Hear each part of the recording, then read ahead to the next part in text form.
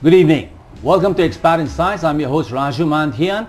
Here at Expat Insights, we take external views of internal successes of expats, foreigners, immigrants who have made Philippines their home and are doing good in the Philippines. And in the last 16 weeks, we've had foreigners from Canada, US, Europe, India.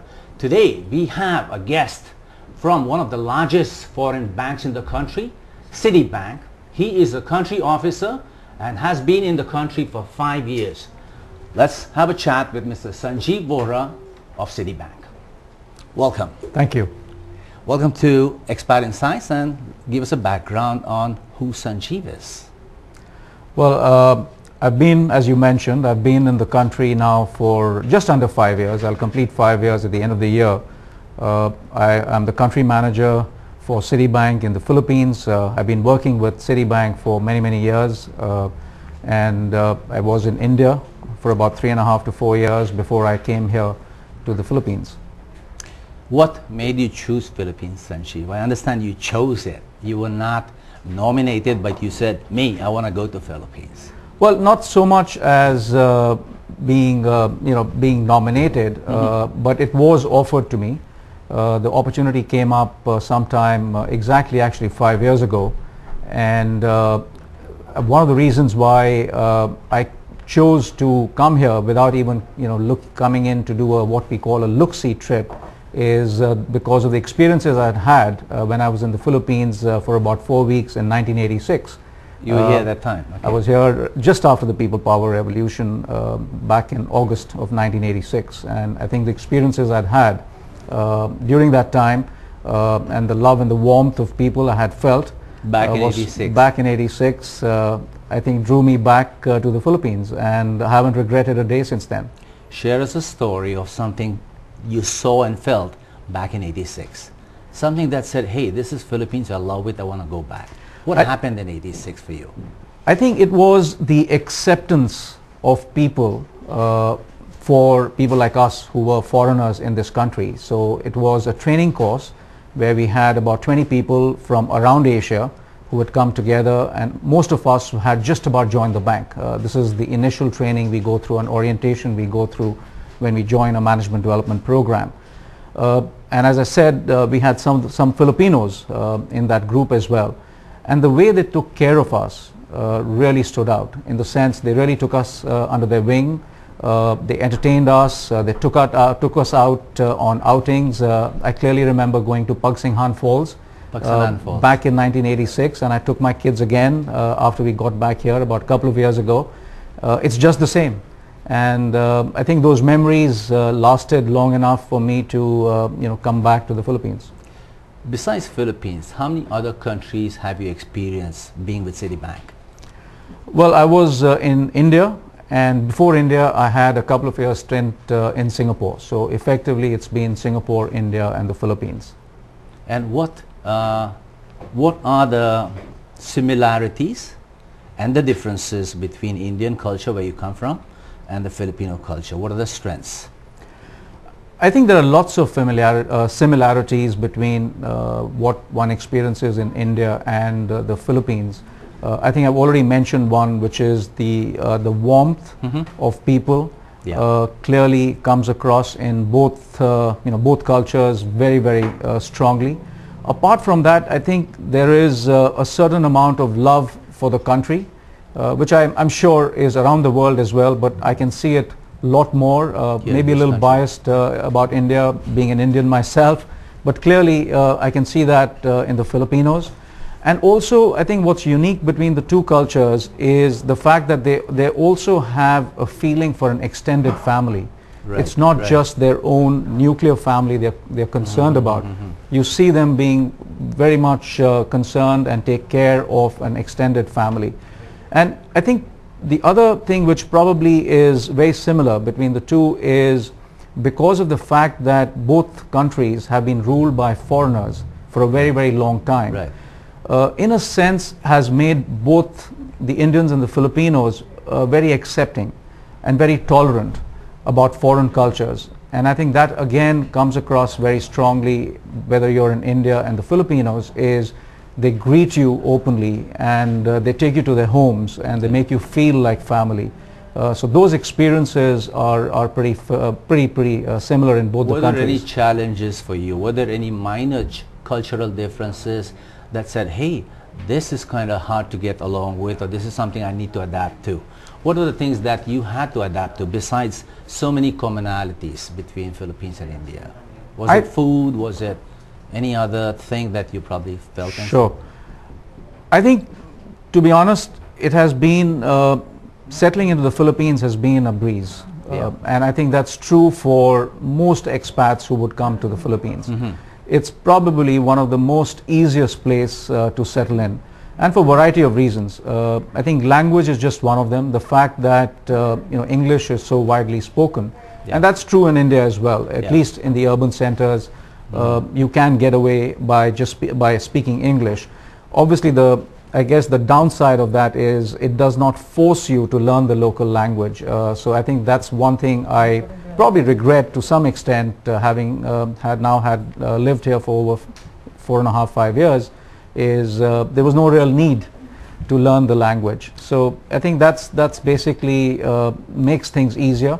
Obviously, in terms of living conditions, in terms of entertainment, and even food for Indians, and I'm sure you being one, and you've been here for 29 years ago, you know how easy it is to get almost any ingredient. What were the highlights of your last 5 years on the personal side? We'll come to Citibank and the work you do, but on your personal side, what were the highlights of your last 5 years in this country?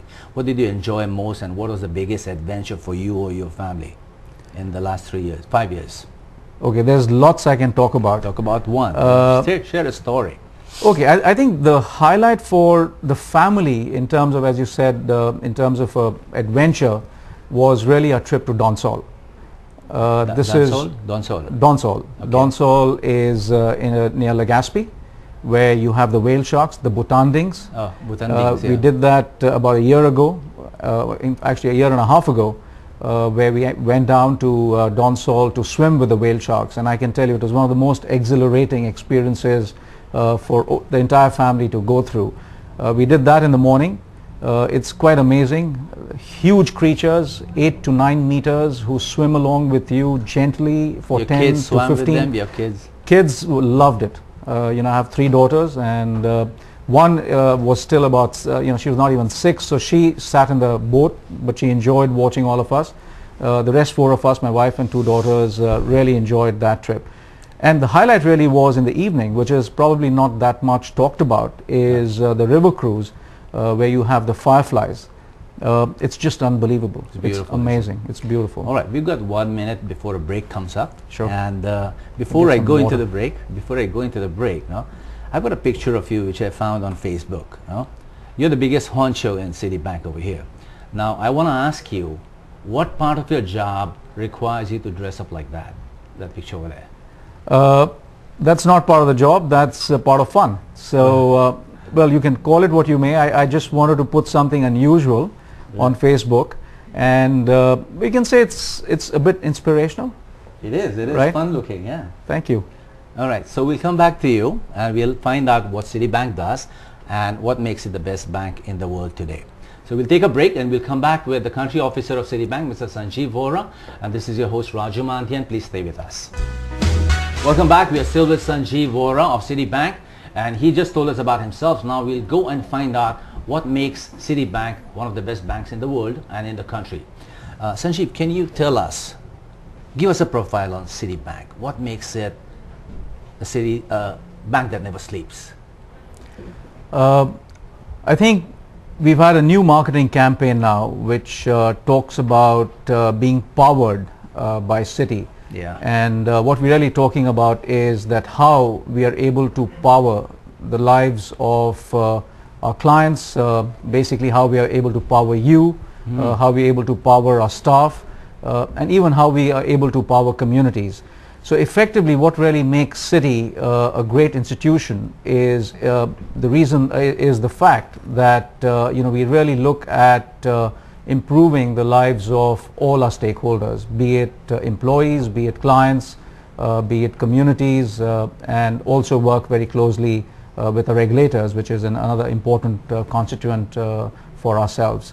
I think what really defines Citi is the innovation, which, as you know, banking as an industry is not known for innovation. Right. But Citi has been able to differentiate itself with the competition in the market by providing the state-of-the-art innovative products and solutions to our clients.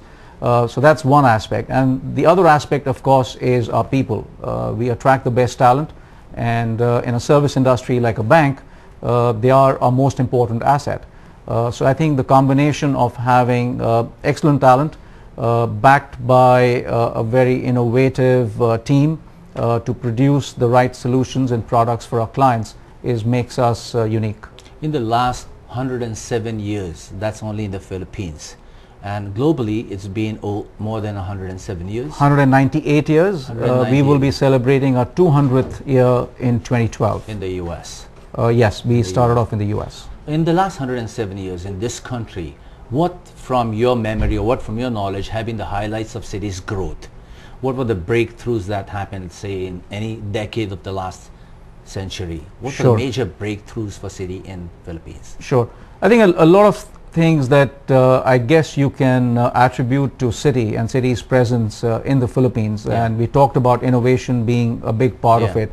So if you look at a number of products that are prevalent in the Philippines today, you can give credit to Citi for being able to grow and make those products available to a much wider audience. What I'm talking about is something like credit cards.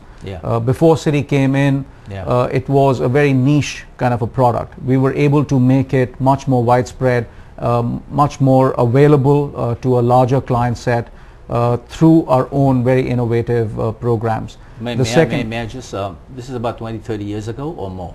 This is about 30 years ago. Prior to that, it was just American Express and Diners Club. I believe so, yes. And then Citi just came and changed the whole That's right. face We changed the landscape of the credit card industry. So that's one breakthrough for Citi. Right. And again, going ahead in terms of innovation is our ability, as you said, Citi never sleeps. So we came up with what we call our Citi Phone Banking, where it gave access to our clients to be able to inquire about their accounts and other services through the phone banking, another concept which Citi introduced in the Philippines. Today, we are spearheading our efforts in the mobile space. So we've introduced a number of products on the mobile banking space. Citi is the only bank which has Citi Mobile Banking, which you can access your accounts through the mobile bank, no matter what operator you use for your mobile phones. In addition to that, we provide you with SMS banking. So if you want it to be a very convenient way to just find what your balance is, or you want to know what the amount is due on your next due date, you can SMS or text and you can get the amount or the information that you desire.